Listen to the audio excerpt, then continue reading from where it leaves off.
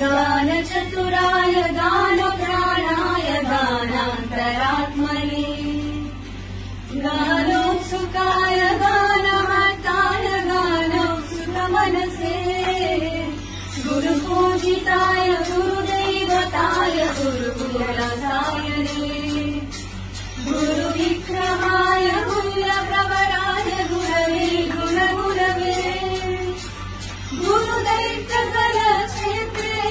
गुरुधर्मसरायाधाय गुरुपुत्रपरित्रात्रे गुरुपाखण्डखण्डकाय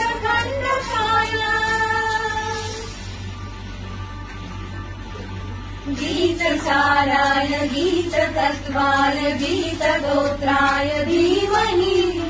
गुरनुल्पाय गन्धमस्ताय गोजमृगाय धीमहि गुणातीताय गुणाधीशाय गुणप्रविष्टाय धीमहि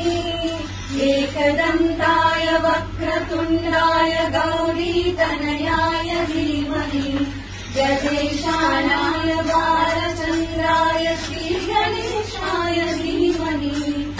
एकदन्ताय वक्रतुण्डाय गौरीतनयाय धीमहि गजेशानाय बालचन्द्राय श्रीगणेशाय धीमहि।